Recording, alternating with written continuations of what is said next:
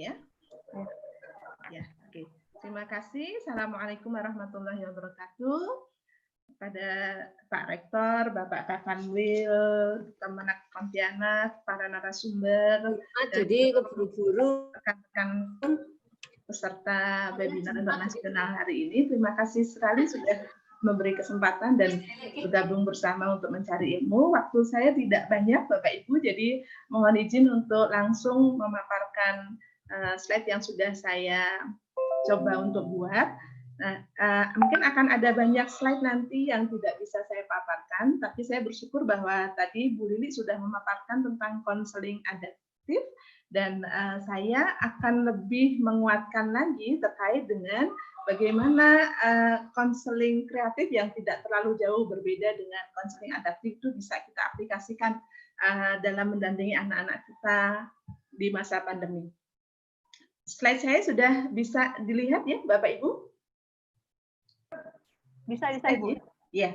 Nah, Bapak Ibu, ada berbagai macam hal yang melatar belakangi kenapa konseling kreatif itu perlu kita terapkan buat anak usia dini. Jadi, secara karakteristik anak usia dini memiliki karakteristik yang berbeda dengan usia-usia di atasnya, usia remaja maupun usia dewasa.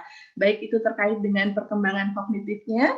Jadi anak usia dini masih, karena rentang usianya 0 sampai 9 tahun, mereka masih ada dalam tahap perkembangan kognitif. Kalau yang di bawah 2 tahun ya sensori motor, kalau di toddler mereka masih pada perkembangan kognitif di operasional, sedangkan yang masa anak-anak mereka ada di operasional konkret ya. Nah, kemampuan kognitif yang ada di masa anak usia dini ini menyebabkan adanya beberapa keterbatasan pada anak usia dini. Salah satunya adalah bahwa mereka memiliki kosakata yang tidak sekompleks orang dewasa atau remaja. Mereka juga memiliki kemampuan untuk retrospeksi dan mengungkapkan emosi yang terbatas dibanding dengan usia-usia di atasnya. Kemudian selain itu, batas konsentrasi anak usia dini juga sangat terbatas, sehingga ini membuat kita perlu memikirkan berbagai macam teknik konseling yang itu bisa memfasilitasi kondisi-kondisi yang ada pada anak usia dini.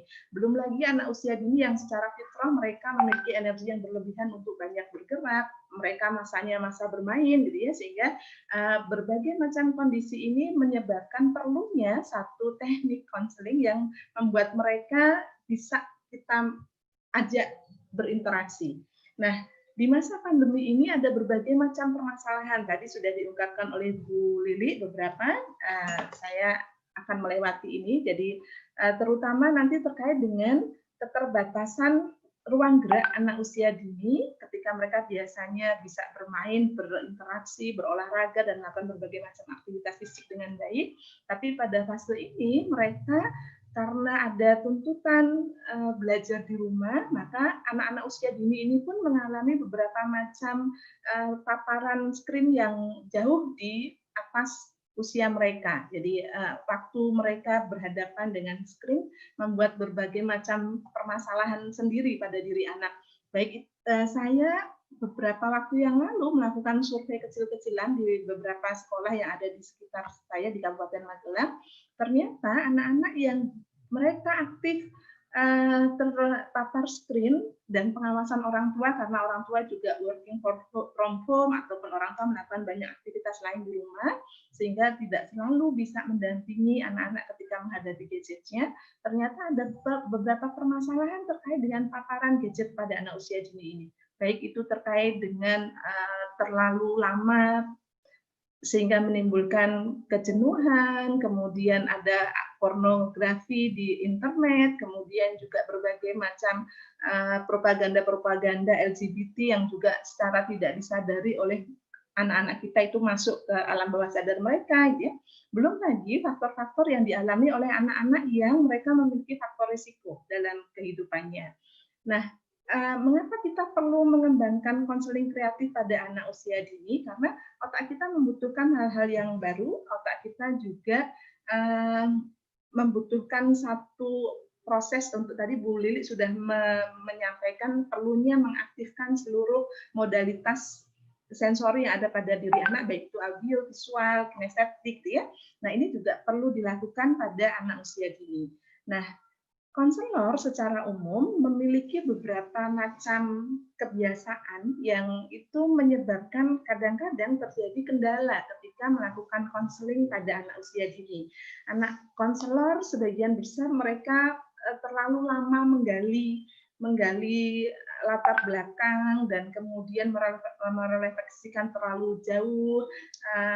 Konselor juga karena mendengar aktif, diminta untuk client center misalnya, sehingga kemudian konselor jarang menginstruksi ataupun melakukan beberapa tahapan yang itu harus segera dilakukan untuk memberikan treatment. Nah, kemudian karena kita sudah terbiasa ketika di saat kita kuliah, saat kita mendalami berbagai macam pendekatan konseling, itu kita sudah dijejali dengan banyak teori, baik itu psikoanalisa, gestalt, REBT, dan lain sebagainya, sehingga seringkali kita tidak cukup memiliki kemampuan untuk berkreasi dan keluar dari yang selama ini sudah kita pelajari.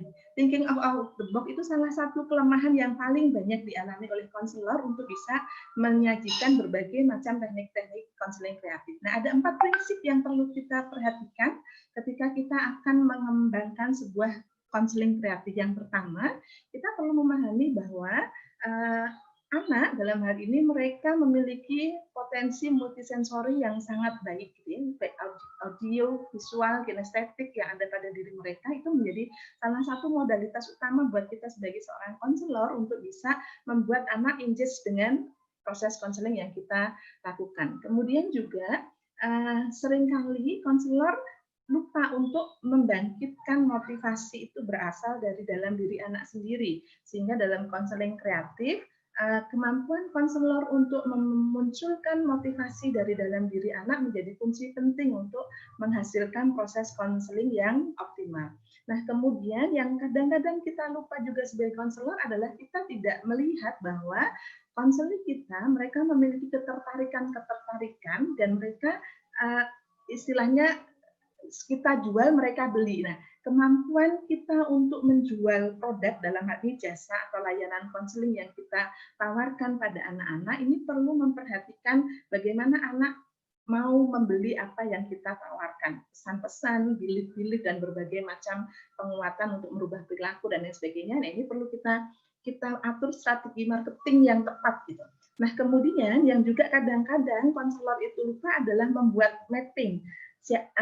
Mapping di sini adalah bagaimana kita nanti akan melakukan proses assessment, siapa yang terlibat, medianya apa, nanti tindak lanjutnya seperti apa dan lain sebagainya. Ini perlu sejak awal sudah kita desain mapping ini supaya atau untuk mudahnya kita mungkin bisa menyederhanakan dengan membuat mind mapping terkait dengan apa saja nanti langkah-langkah konseling yang akan kita hadirkan untuk anak usia dini.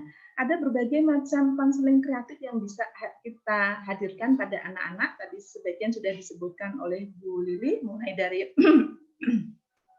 ekspresif art terapi yang tadi disinggung oleh Ibu Salwa, kemudian ada musik, ada tari atau movement, ada menggunakan literasi ataupun buku-buku, drama, play terapi, humor terapi, storytelling, dan juga metafor. Nah, beberapa waktu yang lalu saya sudah mencoba untuk melakukan konseling metafora dengan jangka waktu yang cukup lama, longitudinal research terkait dengan metafora. Nah, ternyata konseling metafora yang kita berikan pada anak usia dini ini sangat efektif dan konseling metafora ini meninggalkan satu jejak memori yang bertahan cukup lama. Jadi dalam penelitian longitudinal yang saya lakukan pada anak usia sekitar 7-8 tahun di saat mereka kelas 1 SD, lalu kemudian saya riset lagi pada saat mereka kelas 6, usia 12-13 tahun, ternyata pesan-pesan metafor yang mereka dapat ketika mereka di kelas 1 SD itu masih mereka ingat, ya. Dan itu cukup membekas untuk menguatkan perilaku yang ingin mereka bentuk. Kenapa metafor? Kenapa saya tertarik dengan konseling metafor untuk anak usia dini? Jadi dalam Al-Quran sebenarnya kita sudah mendapatkan pesan-pesan dari Allah betapa metafora itu memiliki satu keefektifan yang sangat powerful untuk diingat, untuk merubah perilaku, ya, untuk membuat kita mudah untuk dinasihati dan lain sebagainya. Jadi metafor ini, jadi sejak kalau kita mengkaji bagaimana Al-Quran menggunakan sangat banyak metafor, sebenarnya itu syarat buat kita bahwa kita sebagai konselor perlu mengembangkan metafora ini bagi proses konseling Islami yang akan kita kuatkan. Jadi sayangnya belum terlalu banyak konselor yang tertarik untuk mengembangkan teknik metafora.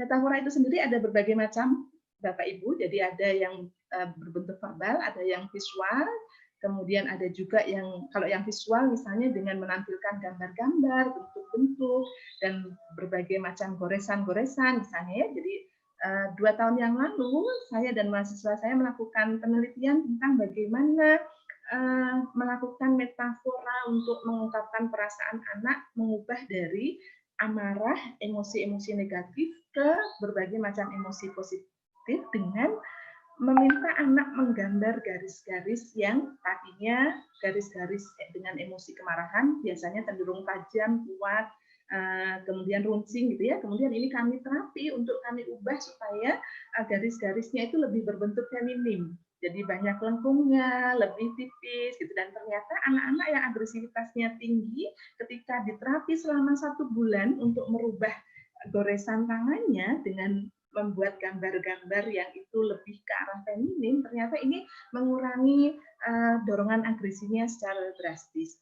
Nah, mengapa metafora itu penting? Jadi dalam berbagai macam penelitian di jurnal-jurnal sudah disebutkan bahwa metafora itu sangat mudah diterima oleh konseli karena metafora itu sebagai media katarsis untuk konseli. Jadi pada saat kita akan melakukan proses konseling, kita bisa menggunakan metafor itu sebagai sebuah cara untuk membangun rapport. Jadi meningkatkan kepercayaan, membangun hubungan baik, misalnya ya Kak. Itu bisa kita bangun dengan menggunakan berbagai macam metafora yang kita gunakan. Misalnya yang paling mudah dengan cerita misalnya. Jadi karena metafora itu bisa bentuknya verbal, bisa visual, kita bisa menggunakan metafora cerita di saat awal kita membangun sebuah proses konseling. Nah, pada saat proses konseling, ketika kita memberikan treatment ataupun berbagai macam proses untuk merubah perilaku anak apa yang ingin kita targetkan untuk berubah, maka di metafora ini akan membantu kita untuk dengan mudah menggali berbagai macam hambatan-hambatan emosional yang ada pada diri anak. Seringkali karena keterbatasan kosakatanya, ketidakmampuan anak melakukan introspeksi, misalnya kayak dia mereka tidak cukup mudah untuk mengungkapkan trauma yang mereka alami. Nah, dengan metafora, baik itu misalnya anak diminta untuk menggambarkan, misalnya ada beberapa macam binatang atau benda. Kita tanya pada anak, ada harimau, ada misalnya kelinci, ada burung merpati, ada burung elang, misalnya benda-benda yang kita sediakan. Pada anak-anak yang mengalami kemarahan tinggi, mereka pasti tidak akan pernah memilih kelinci sebagai identifikasi dirinya. Mereka pasti akan memilih harimau atau burung elang untuk menunjukkan bagaimana perasaan-perasaan atau emosi negatif yang menguasai diri mereka. Jadi dalam proses konseling, metafora ini sangat membantu konselor untuk bisa memahami inner life atau inner feeling yang ada dalam diri konselingnya. Nah, pada saat kita memberikan berbagai macam pesan ataupun penguatan untuk perubahan perilaku, metafora dengan cerita yang sesuai dengan kondisi anak ini juga akan sangat membantu anak mengantarkan apa yang dia dengar, apa yang dia lihat, tidak hanya sebatas di kognitif saja, tetapi metafora ini karena dalam penelitian neuroscience, metafora ini lebih banyak mengaktifkan otak kanan, maka metafora ini akan langsung masuk ke long term memory anak, sehingga pesan-pesan penguat perubahan perilaku yang kita sampaikan pada anak itu akan dengan mudah disimpan oleh anak dan kita bisa merekolnya di waktu yang lain. Tetapi kalau kita konseling hanya dalam bentuk nasihat saja, nasihat dengan statement objektif, maka statement objektif ataupun nasihat-nasihat yang kita sampaikan ini hanya akan diterima oleh otak belahan kirinya saja, dan itu biasanya tidak cukup mampu untuk disimpan di long term memory anak. Ada banyak lagi manfaat yang lain. Nah, di akhir sesi, metafora juga akan sangat membantu anak untuk menghubungkan antara pesan yang ingin kita sampaikan dengan penguatan-penguatan yang kita sampaikan ke anak tanpa anak merasa bahwa dia sedang dinasihati. Sehingga di fase penutupan ini, ketika kita bisa mendapatkan metafora yang tepat untuk mengunci pesan yang ingin kita kuatkan pada diri anak, ini dampaknya akan sangat diingat lama oleh anak. Nah, apa saja yang bisa kita lakukan agar kita bisa membuat anak merasa nyaman di fase pandemi ini, karena bagaimanapun perubahan yang drastis yang dialami oleh anak, baik itu secara proses pembelajaran, interaksi dengan anggota keluarga, dan berbagai macam perubahan kondisi selama pandemi ini, membutuhkan satu penguatan yang perlu kita lakukan. Jadi kita sebagai konselor atau guru ataupun orang tua bagi anak, mau tidak mau, syarat untuk bisa memenuhi kebutuhan psikis anak agar mereka tetap sehat mentalnya adalah menguatkan kebutuhan fisik mereka dengan mengontrol pola hidup sehatnya, baik itu pola tidur, pola makan, kemudian olahraga yang cukup. Kadang-kadang ada banyak orang tua yang menganggap karena di rumah saja tidak boleh keluar, akhirnya olahraga ini dikesampingkan. Padahal itu untuk anak usia dini sangat penting. Sehingga kita perlu mendesain berbagai macam olah fisik,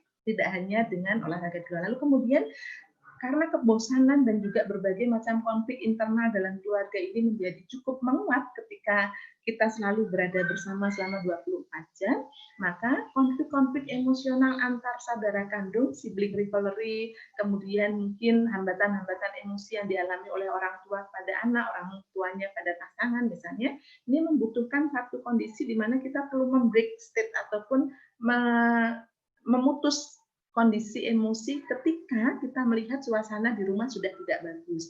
Nah, kemudian harapannya memutus suasana emosi yang tidak bagus ini diharapkan akan bisa kembali membuat anak kita terpenuhi kebutuhan-kebutuhan psikis secara dasarnya. Kalau kita mau pakai teori Maslow, berarti kebutuhan psikis dasar anak adalah rasa aman, kasih sayang, penghargaan, aktualisasi diri. Nah, selama di rumah, kita perlu tetap menjaga agar anak-anak kita terpenuhi kebutuhan psikisnya.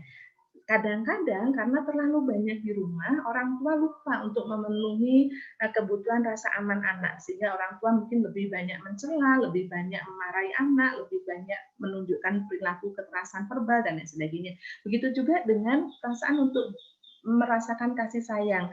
Seringkali kalau terlalu sering ketemu, ini anak-anak jadi tidak merasa disayangi karena ada begitu banyak hal yang menimbulkan konflik selama 24 jam bersama. Begitu juga dengan kebutuhan untuk dihargai. Nah, kalau di sekolah atau bersama dengan teman-temannya, anak-anak usia dini ini akan dengan mudah mendapatkan penghargaan dari guru-guru dan teman-teman sepermainannya. Ketika mereka berhasil melakukan sesuatu, guru akan langsung memberi tepuk tangan, mengasih jempol, memuji gitu ya. Atau teman-temannya ketika dia berhasil melakukan satu permainan tertentu, kebutuhan akan penghargaannya itu sangat mudah didapat. Nah, sebagai orang tua dan konselor, kita perlu nih untuk selalu membuat kebutuhan akan penghargaan ini tetap ada pada diri anak. Begitu juga kesempatan untuk anak mengaktualisasikan diri. Nah, ketika kita mampu untuk menghadirkan keempat kebutuhan psikis pada diri anak-anak usia dini ini, insya Allah kondisi psikis mereka juga akan tetap stabil dan akan tetap optimal di masa pandemi. Mungkin itu yang bisa saya sampaikan, Bu Amelia. Terima kasih, mohon dimaafkan segala kekurangan. Assalamualaikum warahmatullahi wabarakatuh. Iya, waalaikumsalam.